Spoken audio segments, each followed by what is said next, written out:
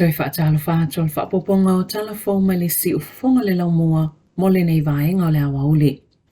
O le vi inga mal whaafitai le atua ona olo nā lofa ma lona anga le lei. Ua whaamani ei nai bea tau mawhainga alo ma whanau o le atuna o lo o ala i te tono New Zealand. O se fianga sili fo ilea mo se tasi o alo ma whanau o le atuna ua ilonga i musika le tau whātu i langi inge le se ete. Ina ua ia au sia le whailonga le fōma i o le tō whāmanino i musika, po le PhD, le Doctor of Philosophy in Music, mai le University o Kilani, le Auckland University of Technology. Wailonga le fo ialo le atunu i ona tō mai maanga wa aile musika, e le ngata i tutono New Zealand mal Pasifika, whaapea ma le lalolangi. Sa whaululu le tō whātu i langi ingelese, le Performing Arts i le Oceania Center for Arts Culture, ma o onga Pasifika i le University o le Pasifika i Fiti. Sa tau a awina fo iai le whailonga le Creative New Zealand Senior Pacific Artist Award. Ona olona sao le whaalauloanga, ma le whaatinonga le musika Pasifika i tutono New Zealand, ma le Pasifika le tausanga luafa ma le iwa. Sa matoa mo miaina lona to mai. E le ngata ia o onga o leo i au whaipese, matulanga wha musika, ai whaapea fo ile tusinga o pese i le lalulangi. Ma sa wala au leina fo i e whaiesana whaamatalanga i le World Choral Symposiums i Saina, Iapani Makoria i Saute, e whaatatau le tusinga o musika e langiina e au whaipese. Mana saini ai sana kone karate i le luafe se fulu, e avea i o le pule mole i tui whaafiafianga. Po le Entertainment Manager i le whaalinga tele le lalulangi, po le World Expo i Shanghai i Saina, sa ia whaatuina le Mana Choral Festival luafe malefitu i Fiti, sa hatu whaatasia ia o ngatulanga lua mai tu malo ese, whaapea fo i le atu Solomona, na salala watu lea pol kalame i Samoa, maisi moto le Pasifika. E anoa i vaenga Samoa o mieina le to mai o tuilangi ingelese, i mea tau musika, ma o ia fo ina tape na ina matusia musika mo le tatalanga ma le tapu ninga o taalonga tupulanga talavou, mo malo le taupulenga i Samoa, i le luafe se fululima. O le taimine o lo onga lue le University o Massey, o le tō whātu i langi ingelese, o le alo le sunga le to ina malo lori sati sone ete, ma le whalitua i awhereni. E tusa ma le whāse lau fitu se fulu no afe, le au whainga o whana witi, i le vāo le ta ilima ma le ta isfultasi tau sanga le mātutua, e anga wa amo le tui pui pui a le whaisa, le ele o toi mamao na mata wha ngā solo le ile atuna o. E silia ma le afa miliona le au whainga o tui pui pui, na tau nui ni usila le whai unga le vai aso taluai, aulu mana i ele wha ngā solo ngā o tui o whana witi, i le asonga fua le vai aso fau.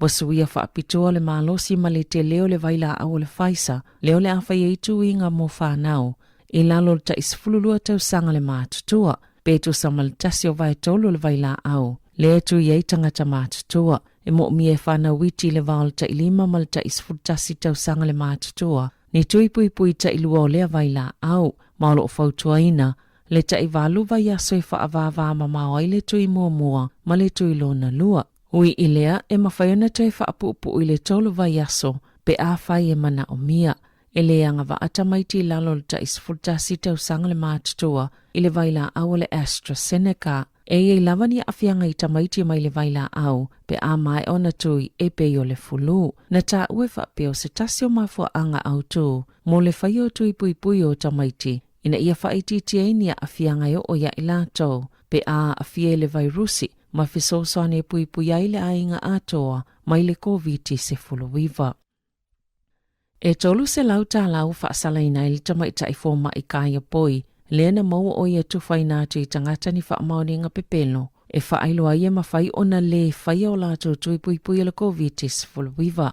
Sa ia o a oina fo i tangata, pe whaapewheo na whaongaina ia whaamaumaunga, ma o le ala lena whai ese suenga, ile tamaita i fōma ile māsina o te sema, na ta wale Medical Council ile amatanga le vai asonei, wale to e whaatangaino na whaatino le au nanga whaafomai a Dr. Joni Chirard i tutono New Zealand. Ma o ia lava na talo sangai ave eselo na ingoa mai le restala ma sa amata whaamamaluina, mai le aso luas fululua te se malua whelua tasi, na ta uala matanga luenga soifua maloloina, na tupule soltula fono le tamaita i fomai, i le amatanga o te sema, a o iei pea le whaasalanga i le tolu se lau Tala, peitai o le ua suia ua siitia le whaafe Tala. Sa fasilingia fo ili tamaitai fo mai. E winga iluna whaongaina o se itu ainga o suka ili I whaatangaina ilana pisinisi suka lati.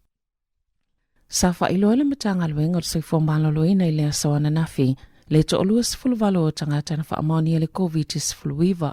Mai te tono le atuna o, e au fiele to whaasai wairu rapa, ma e yeile pi itanga I tangata I to olua, ia ua whaamoni te tono o loa hat, e lunga la ititi ato le tasio vai tolu, le numero tangata I wairu rapa e anga wa aile tui, o mai a ona whaia o lato tui wha au popo.